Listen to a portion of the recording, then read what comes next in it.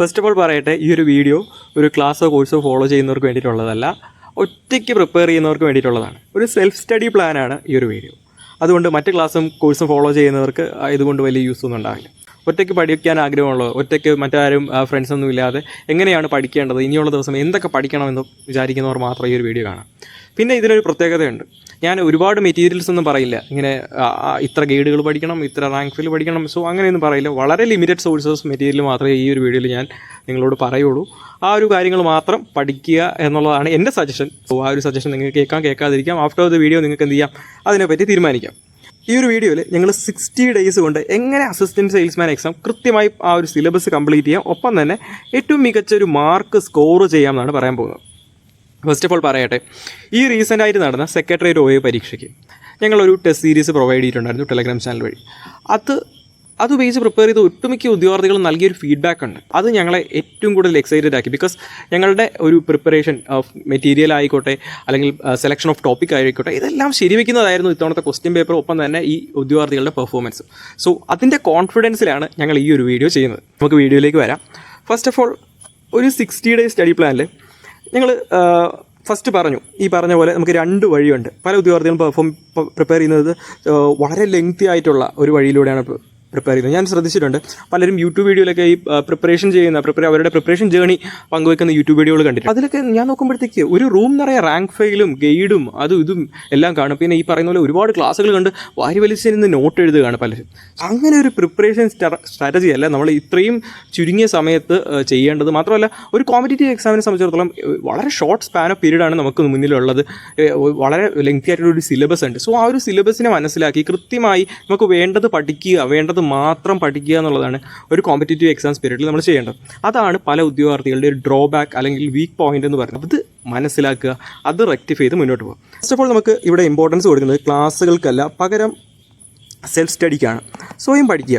ക്ലാസ്സുകൾ കേൾക്കരുത് എന്ന് ഞാൻ ഒരിക്കലും പറയില്ല. നല്ല ക്ലാസ്സുകൾ കേൾക്കാം. നമുക്ക് ഡൗട്ടുള്ള സെക്ഷൻസ് മാത്രം ക്ലാസ്സുകൾ കേൾക്കാം. കാര്യം നമുക്ക് ഒരു എഡ്യൂക്കേറ്ററെ സംബന്ധിച്ചിടത്തോളം, അല്ലെങ്കിൽ ഒരു കോഴ്സ് പ്രൊവൈഡിങ് പ്ലാറ്റ്ഫോമിനെ സംബന്ധിച്ചിടത്തോളം, അവർക്ക് എല്ലാ ഉദ്യോഗാർത്ഥികളും ഒരുപോലെയാണ്. അപ്പോൾ എല്ലാവർക്കും വേണ്ട കാര്യങ്ങൾ അവർക്ക് എന്ത് ചെയ്തേ നിങ്ങൾക്ക് എത്തിച്ചേ പറ്റുള്ളൂ. അതുകൊണ്ട് അവർക്ക് A to Z കാര്യങ്ങൾ ക്ലാസ്സിലൂടെയും കോഴ്സിലൂടെയും നിങ്ങൾക്ക് തന്നേ പറ്റുള്ളൂ. പക്ഷേ നമ്മളാണ് തീരുമാനിക്കേണ്ടത് നമുക്ക് ഏത് സെക്ഷനാണ് വേണ്ടത്. അപ്പോൾ നമ്മൾ വായിച്ച് പഠിക്കുമ്പോൾ നമുക്ക് വീക്കായിട്ടുള്ള സെക്ഷൻസിൽ ക്ലാസ്സുകൾ കേൾക്കുക, മറ്റ് സെക്ഷൻസ് സ്വയം പഠിക്കാൻ ശ്രമിക്കുക. അങ്ങനെ ഏറ്റവും മികച്ച രീതിയിൽ ടൈം സേവ് ചെയ്ത്, ടൈം യൂട്ടിലൈസ് ചെയ്ത് മുന്നോട്ട് പോകുക. അതായത് ഡൗട്ടുള്ള സെക്ഷൻസ് ക്ലാസ് കേട്ട് അതിൻ്റെ റീസൺസ് മനസ്സിലാക്കി, നോട്ട്സ് ആണെങ്കിൽ അല്ലെങ്കിൽ കൺഫ്യൂഷൻ ഉണ്ടാകുന്ന ഫാക്ട്സ് ആണെങ്കിൽ അത് നോട്ട് ചെയ്ത് വെച്ച് പോവുക. അല്ലാത്ത സെക്ഷൻസ് സ്വയം പഠിച്ച് വേഗത്തിൽ കവർ ചെയ്ത് മുന്നോട്ട് പോകാൻ ശ്രമിക്കുക. സോ അതാണ് പറയാനുള്ളത്. അല്ലാതെ ക്ലാസ്സുകളെ പൂർണ്ണമായിട്ട് എതിർക്കുകയല്ല. ഇനി രണ്ടാമത്, എങ്ങനെയാണ് കൃത്യമായിട്ട് സിലബസ് ഈ ഒരു ടൈം ഫ്രെയിമിനുള്ളിൽ കംപ്ലീറ്റ് ചെയ്യേണ്ടതെന്ന് നോക്കാം. സിലബസിനെ നമുക്ക് ഇമ്പോർട്ടൻറ്റ് സെക്ഷൻസ് ആയിട്ട് തിരിക്കാം. ഈ സെക്ഷണൽ ഡിവിഷൻ എന്ന് പറയുന്നത് റീസെൻ്റ് ആയിട്ടുള്ള എക്സാമുകൾ അനലൈസ് ചെയ്തിട്ടുള്ളതാണ്. First of all, SCRT. ഞാൻ പറയാതെ തന്നെ SCRT ടെക്സ്റ്റ് ബുക്കിൻ്റെ ഇമ്പോർട്ടൻസ്, പുതിയ SCRT ടെക്സ്റ്റ് ബുക്കിൻ്റെ ഇമ്പോർട്ടൻസ് നിങ്ങൾക്ക് റീസെൻ്റ് എക്സാമുകൾ അനലൈസ് ചെയ്ത് കഴിഞ്ഞാൽ മനസ്സിലാകും. ഓക്കെ, ദെൻ പറയാനുള്ളത് Kerala governance, constitution, economics, art and literature തുടങ്ങിയ സബ്ജക്ട്സുകളുടെ കാര്യത്തിലാണ്. ഇത് SCRTയിൽ മാത്രം ഒതുങ്ങി നിൽക്കുന്ന സബ്ജക്ട്സ് അല്ല. ഞാൻ പറയുമ്പോൾ തന്നെ നിങ്ങൾക്കറിയാം, അത്തരത്തിൽ സിലബസിൽ ഒത്തിരി പോർഷൻസുകളുണ്ട് SCRTയിൽ മാത്രം ഒതുങ്ങി നിൽക്കാത്തത്. അതെന്ത് ചെയ്യുക, കൃത്യമായി നിങ്ങൾ പഠിക്കാൻ ശ്രമിക്കുക. ഇത് പഠിക്കേണ്ടത് ഈ പറയുന്ന പോലെ റാങ്ക് ഫയൽ ഉപയോഗിച്ച് നിങ്ങൾക്ക് പഠിക്കാം. കൃത്യമായി റാങ്ക് ഫയൽ, അതായത് ഈ പറയുന്ന പോലെ മെറ്റീരിയൽ ചൂസ് ചെയ്യുമ്പോൾ നിങ്ങൾ വളരെ കണ്ണിങ് ആയിരിക്കണം. ബിക്കോസ് റൈറ്റ് മെറ്റീരിയൽ ആയിരിക്കണം നിങ്ങൾ ചൂസ് ചെയ്യേണ്ടത്. അല്ലാതെ ഒരു ഇലാബറേറ്റ് സോഴ്സ് ഓഫ് മെറ്റീരിയൽ അല്ല. കൃത്യമായ മെറ്റീരിയൽ ചൂസ് ചെയ്യുന്നത് നിങ്ങളുടെ കോൺഫിഡൻസിനെ കാണിക്കും, ഒപ്പം തന്നെ അതിലുള്ള കോൺസെപ്റ്റ് ക്ലാരിറ്റിയെ ബിൽഡ് ചെയ്യും. അല്ലാതെ വാസ്റ്റ് ആൻഡ് വൈഡ് ആയിട്ട് നിങ്ങൾ എന്ത് ചെയ്യുക, പഠിച്ചു പോകരുത്. ഓക്കെ, അപ്പോൾ ഇത്തരത്തിൽ constitution, economics, art and literature right ആയിട്ടുള്ള മെറ്റീരിയൽ സോഴ്സ് ഉപയോഗിച്ച് പഠിച്ച് മുന്നോട്ട് പോകാൻ ശ്രമിക്കുക. പ്രീവിയസ് ഇയർ ക്വസ്റ്റ്യൻസ് അനലൈസ് ചെയ്ത് കഴിഞ്ഞാൽ ഈ പറയുന്ന സെക്ഷനിലുള്ള ഇമ്പോർട്ടൻറ്റ് ടോപ്പിക്കുകൾ നിങ്ങൾക്ക് എന്ത് ചെയ്യാൻ കഴിയും, പിക്ക് ചെയ്യാൻ കഴിയും. അതിനനുസരിച്ച് എന്ത് ചെയ്യുക, മെറ്റീരിയൽ സോഴ്സുകൾ കണ്ടെത്തി പഠിക്കുക. ഓക്കെ, ദെൻ പറയാനുള്ളത് ഇംഗ്ലീഷ്, മാത്സ്, മലയാളം സബ്ജക്ട്സുകളെ പറ്റിയാണ്. അപ്പോൾ ഇംഗ്ലീഷ്, മാത്സ്, മലയാളം സംബന്ധിച്ചിടത്തോളം പ്രീവിയസ് ഇയർ ക്വസ്റ്റ്യനാണ് ഏറ്റവും മികച്ച സോഴ്സ് എന്ന് പറയുന്നത്. അപ്പോൾ പ്രീവിയസ് ഇയർ ക്വസ്റ്റ്യൻസ് എന്ത് ചെയ്യുക, മാക്സിമം വർക്കൗട്ട് ചെയ്യുക. ഡേ ബൈ ഡേ നമ്മൾ എന്ത് ചെയ്യുക, പഠിക്കുക. ഒപ്പം തന്നെ പ്രീവിയസ് ഇയർ ക്വസ്റ്റ്യൻസ് ഈ പറയുന്ന പോലെ ഈ ഇംഗ്ലീഷ്, മാത്സ്, മലയാളത്തിനെ സംബന്ധിച്ചിടത്തോളം വർക്കൗട്ട് ചെയ്യുക. കാര്യം എന്ന് വെച്ച് കഴിഞ്ഞാൽ ഇപ്പോൾ ഈ 2021 ശേഷം ഈ പറഞ്ഞ പോലെ എൻഡയർ PSCയുടെ ഒരു പാറ്റേൺ മാറിയെങ്കിൽ പോലും ഇംഗ്ലീഷ്, മാത്സ്, മലയാളത്തിൽ ഈ പറഞ്ഞ പോലെ ഡ്രാസ്റ്റിക് ചേഞ്ച് ഒന്നും ഉണ്ടായിട്ടില്ല. അപ്പോൾ നിങ്ങൾക്ക് ഒരുപാട് റിസോഴ്സ് ഉണ്ട്. അപ്പോൾ അതെന്ത് ചെയ്യുക, അത് പഠിക്കുക. അപ്പോൾ ഡെയിലി ഞങ്ങളുടെ എക്സാംസ് എന്താണ് SCRT ബേസ് ചെയ്ത് നടത്തുന്നുണ്ട്, ടോപ്പിക് വൈസ് എക്സാംസിനെ ബേസ് ചെയ്ത് നടത്തുന്നുണ്ട്. അതിനോടൊപ്പം എന്ത് ചെയ്യുക, നിങ്ങളും നിങ്ങളുടെ ഭാഗത്ത് നിന്ന് ഇംഗ്ലീഷ് മാത്സ് മലയാളത്തിൻ്റെ പ്രീവിയസ് ഇയർ ക്വസ്റ്റൻസ് ചെയ്യുക. എന്ന് കരുതി ഞങ്ങൾ എന്ത് ചെയ്യുന്നില്ല, ക്വസ്റ്റൻസ് പ്രൊവൈഡ് ചെയ്യുന്നില്ല എന്നും അർത്ഥമില്ല കേട്ടോ. ഓക്കെ, ടെസ്റ്റ് സീരീസിനെ പറ്റിയുള്ള കാര്യങ്ങളൊക്കെ ഞാൻ പിന്നെ പറയാം. ഇപ്പോൾ എന്ത് ചെയ്യാം, നമുക്ക് ബാക്കിയുള്ള സബ്ജക്റ്റുകളെ നോക്കാം. ഇനി കറണ്ട് അഫേഴ്സ് എങ്ങനെ പഠിക്കണമെന്ന് പല ഉദ്യോഗാർത്ഥികളും ചോദിക്കുന്നൊരു സംശയമാണ്. കറണ്ട് അഫേഴ്സ് വളരെ ഈസി ആയിട്ട് നിങ്ങൾക്ക് കവർ ചെയ്യാൻ പറ്റും. ഇപ്പോൾ day by day, week by week അങ്ങനെയൊക്കെ പഠിക്കാതെ ഇമ്പോർട്ടൻറ്റ് ടോപ്പിക് വൈസ് ആയിട്ട് ഫസ്റ്റ് പഠിക്കാൻ ശ്രമിക്കുക. കാര്യം നമുക്ക് വളരെ കുറച്ച് സമയമല്ലേ ഉള്ളൂ. ആ സമയത്തിൽ ഇമ്പോർട്ടൻറ്റ് ടോപ്പിക്കുകൾ തിരിക്കുക. ഇപ്പോൾ ഈ നമ്മുടെ PSCക്ക് കുറേ ഇമ്പോർട്ടൻസ് കറണ്ട് അഫേഴ്സിന് കൊടുക്കുന്ന കുറേ ടോപ്പിക്കുകളുണ്ടല്ലോ, അത് ആദ്യം പഠിക്കുക. പിന്നെ എന്ത് ചെയ്യുക, കുറച്ച് വൈഡായിട്ട് പഠിച്ച് പോകുക. അപ്പോൾ ആ രീതിയിൽ എന്ത് ചെയ്യുക, പ്രയോറിറ്റൈസ് ചെയ്യുക കാര്യങ്ങളെ.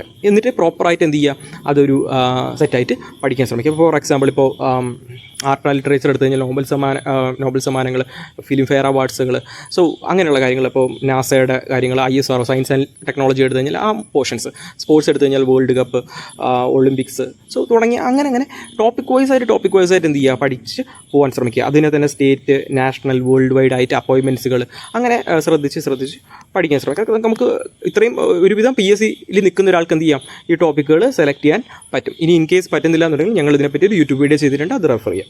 Okay, then teachers hand book വളരെ മികച്ച സോഴ്സ് ഓഫ് ക്വസ്റ്റ്യൻ ആണ്. അപ്പോൾ ടീച്ചേഴ്സ് ഹാൻഡ് ബുക്ക് മസ്റ്റാണ്. ഞങ്ങളുടെ ക്വസ്റ്റ്യൻ പേപ്പറിലൊക്കെ ഇൻക്ലൂഡ് ചെയ്തിട്ടുള്ള മിക്ക ക്വസ്റ്റ്യൻസും ടീച്ചേഴ്സ് ഹാൻഡ് ബുക്കിലെയും SCRTയിലെയും ക്വസ്റ്റ്യൻസ് ആണ്. SCRTക്ക് വേണ്ടി ഞങ്ങൾ സെപ്പറേറ്റ് തന്നെ ഒരു ടെസ്റ്റ് നടത്തുന്നുണ്ട്. ബിക്കോസ് ഓഫ് ദി ഇമ്പോർട്ടൻസ് കണക്കിലെടുത്താണ് പുതിയ ടെക്സ്റ്റിനെ ബേസ് ചെയ്ത് ഞങ്ങൾ ചാപ്റ്റർ വൈസ് എക്സാംസ് പ്രൊവൈഡ് ചെയ്യുന്നത്. കാര്യം റീസെൻ്റ് ആയിട്ടുള്ള എക്സാം നോക്കിക്കഴിഞ്ഞാൽ പുതിയ ടെക്സ്റ്റിനെ ബേസ് ചെയ്താണ് ഒട്ടുമിക്ക ക്വസ്റ്റ്യൻസും വരുന്നത്. എന്ന് കരുതി പഴയ ടെസ്റ്റ് അവോയ്ഡ് ചെയ്യണം എന്നല്ല, പഴയ ടെസ്റ്റുകളും പഠിക്കണം. അതിനെ ബേസ് ചെയ്ത് ഞങ്ങൾ എന്ത് ചെയ്യുന്നുണ്ട്, ടോപ്പിക് വൈസ് എക്സാംസ് നടത്തുന്നുണ്ട്. ഓക്കെ, ഇനി റീസെൻ്റായിട്ട് ഞങ്ങൾക്ക് വന്ന കുറച്ച് സംശയങ്ങൾ ഞാനിതിൽ അഡ്രസ്സ് ചെയ്യാം. ഫസ്റ്റ് ഓഫ് ഓൾ, ഞങ്ങളുടെ ടെസ്റ്റ് സീരീസിനെ കുറിച്ച് ചോദിച്ചൊരു കാര്യമാണ്, അത് ബാച്ച് തുടങ്ങിയോ എന്ന് ചോദിച്ചിട്ടുണ്ടായിരുന്നു. യെസ്, ഞങ്ങൾ സ്റ്റാർട്ട് ചെയ്തിട്ടുണ്ടായിരുന്നു. ഈ ജൂൺ 1 സ്റ്റാർട്ട് ചെയ്തത്. അപ്പോൾ ഇപ്പോൾ ജോയിൻ ചെയ്യാമോ എന്ന് പലരും ചോദിക്കുന്നുണ്ട്. യെസ്, നിങ്ങൾക്ക് ജോയിൻ ചെയ്യാം. ഫ്രം ദ ബിഗിനിങ്, ആദ്യം മുതലുള്ള എക്സാംസുകൾ എന്ത് ചെയ്യാം, നിങ്ങൾക്ക് അറ്റൻഡ് ചെയ്യാം. ഡേ ബൈ ഡേ അറ്റൻഡ് ചെയ്ത് പോവുക. ഓരോ ദിവസവും എക്സാം ഉണ്ട്. അതായത് ഓരോ ദിവസം നിങ്ങൾക്ക് പഠിക്കാനൊരു കാരണം കൂടിയായി. മാത്രമല്ല, ഒരു എക്സാം അറ്റൻഡ് ചെയ്യുമ്പോൾ നമുക്ക് മനസ്സിലാക്കാൻ കഴിയുന്ന ഒരുപാട് കാര്യങ്ങളുണ്ട്. ഫസ്റ്റ് വൺ, ഇമ്പോർട്ടൻ്റ് ആയിട്ടുള്ള സ്പെഷ്യൽ ആയിട്ടുള്ള ടോപ്പിക്സുകൾ. രണ്ടാമത്തെ കാര്യം, ഒരു ഫാക്റ്റിനെ ഏതൊക്കെ രീതിയിൽ ചോദ്യമായിട്ട് വരാമെന്ന് അറിയാൻ പറ്റും. മൂന്നാമത്തെ പോയിൻ്റ്, നെഗറ്റീവ് മാർക്കിങ്സ് കുറയ്ക്കാൻ പറ്റും. നമ്മുടെ weak points and strength identify ചെയ്യാൻ പറ്റും നമുക്ക്. ഓക്കെ, സോ ആ രീതിയിൽ വളരെ കൃത്യമായി. പിന്നെ ടൈം മാനേജ്മെൻറ്റ് വളരെ ഇമ്പോർട്ടൻ്റ് ആയിട്ടുള്ള കാര്യമാണ്, ടൈം മാനേജ്മെൻറ്റ്. സോ ഇതൊക്കെയാണ് ഒരു എക്സാം അറ്റൻഡ് ചെയ്ത് പോകുന്നതിൻ്റെ ഇമ്പോർട്ടൻസ്. പിന്നെ എക്സാമുകൾ ചൂസ് ചെയ്യുമ്പോൾ വളരെ റൈറ്റ് ആയിട്ടുള്ള പ്ലാറ്റ്ഫോം ചൂസ് ചെയ്യുക. ഇപ്പോൾ ഞങ്ങളുടെ പ്ലാറ്റ്ഫോം വളരെ മികച്ചതാണെന്ന് പറയുകയല്ല, പകരം ഞാനതിന് കുറച്ച് എക്സാമ്പിൾ പറയുകയാണ്. ചില പ്ലാറ്റ്ഫോമുകളുടെ ക്വസ്റ്റ്യൻസ് നോക്കുമ്പോൾ ഒട്ടും ക്വാളിറ്റി ഇല്ലാത്തതായിട്ട് തോന്നാറുണ്ട്. വളരെ ഇപ്പോഴത്തെ PSC ആയിട്ട് ഒരു ബന്ധമില്ലാത്ത രീതിയിൽ വൺ ലൈനർ ചോദ്യങ്ങളൊക്കെ ചോദിക്കുന്ന പ്ലാറ്റ്ഫോമുകൾ, അതൊക്കെ ജസ്റ്റ് മണി മോട്ടീവായിട്ട് മാത്രം നടത്തുന്നതായിട്ട് ഫീൽ ചെയ്യാറുണ്ട്. സോ എന്ന് കരുതി എല്ലാ പ്ലാറ്റ്ഫോമും അല്ല, വളരെ ചുരുക്കം പ്ലാറ്റ്ഫോമുകളാണ് അങ്ങനെയുള്ളത് കേട്ടോ. ദെൻ എക്സാം ഷെഡ്യൂൾ ചെയ്ത സമയത്ത് എക്സാം അറ്റൻഡ് ചെയ്യാൻ കഴിഞ്ഞില്ലെങ്കിൽ പിന്നീട് അറ്റൻഡ് ചെയ്യാൻ പറ്റും. വർക്കിംഗ് ചെയ്യുന്ന ആളായതുകൊണ്ടാണ് അങ്ങനെ ചോദിച്ചെന്ന് പറയുന്നുണ്ട്. നമുക്ക് ഒരു ടൈം ടേബിൾ ഉണ്ട്. ആ ടൈം ടേബിൾ പ്രകാരമാണ് എക്സാമുകൾ അപ്ഡേറ്റ് ആകുന്നത്. അതെന്ന് വെച്ച് കഴിഞ്ഞാൽ നമുക്ക് കൃത്യമായൊരു സിസ്റ്റമാറ്റിക് ആയിട്ട് നിങ്ങൾ പഠിച്ച് പോകാനാണ്. ഇൻ കേസ് അന്നത്തെ ദിവസം അറ്റൻഡ് ചെയ്യാൻ പറ്റില്ലെങ്കിൽ ഒരു കുഴപ്പമില്ല, എന്ത് ചെയ്യാം, പിറ്റേ ദിവസം അറ്റൻഡ് ചെയ്യാം. പക്ഷേ ഞങ്ങൾ എപ്പോഴും നിങ്ങളോട് ഡിമാൻഡ് ചെയ്യുന്നത് അന്നത്തെ ദിവസം തന്നെ പഠിച്ച് അറ്റൻഡ് ചെയ്യാനാണ്. എന്ന് കരുതി നിങ്ങൾക്ക് അന്ന് എന്തെങ്കിലും അസൗകര്യം ഉണ്ടെങ്കിൽ, അറ്റൻഡ് ചെയ്യാൻ ബുദ്ധിമുട്ടുണ്ടെങ്കിൽ ഒരു പ്രശ്നമില്ല. നിങ്ങൾക്ക് പരീക്ഷയുടെ അന്ന് വരെയും എന്ത് ചെയ്യാം, ഇന്നത്തെ ക്വസ്റ്റ്യൻ പോലും അറ്റൻഡ് ചെയ്യാനും റിപ്പീറ്റഡ് ആയിട്ട് അറ്റൻഡ് ചെയ്യാനും സാധിക്കുന്നതാണ്. ഇനി പറയാനുള്ളത്, എക്സാം എത്തുമ്പോഴത്തേക്കും സിലബസ് കംപ്ലീറ്റ് ചെയ്യുമെന്ന് ഉറപ്പായിട്ടും കംപ്ലീറ്റ് ചെയ്യും. അത് ഒരു വട്ടമല്ല, 2 വട്ടം കംപ്ലീറ്റ് ചെയ്യും. ബിക്കോസ് ആദ്യം ഞങ്ങൾ SCRTയിലൂടെ എൻറ്റയർ സിലബസിലുള്ള SCRT ചാപ്റ്റേഴ്സുകൾ കംപ്ലീറ്റ് ചെയ്യും. അതിനുശേഷം ടോട്ടൽ സിലബസിനെ ഇമ്പോർട്ടൻസ് ടോപ്പിക്കായി തിരിച്ചുകൊണ്ടുള്ള ടോപ്പിക് വൈസ് എക്സാംസിലൂടെ സിലബസ് കംപ്ലീറ്റ് ചെയ്യും. ബിക്കോസ് SCRTയിൽ മാത്രം ഒതുങ്ങി നിൽക്കുന്നതല്ലല്ലോ നമ്മുടെ സിലബസ്. സോ അതുകൊണ്ട് ടോപ്പിക് വൈസ് എക്സാംസിലൂടെ നമ്മൾ പഠിക്കണം. അതുകൊണ്ട് ടോപ്പിക് വൈസ് എക്സാംസ് ആയിട്ടും കംപ്ലീറ്റ് ചെയ്യും. ദെൻ പിന്നെ ആയിരിക്കും എന്ത് ചെയ്യുക, മോഡൽ എക്സാംസുകൾ നടത്തുക.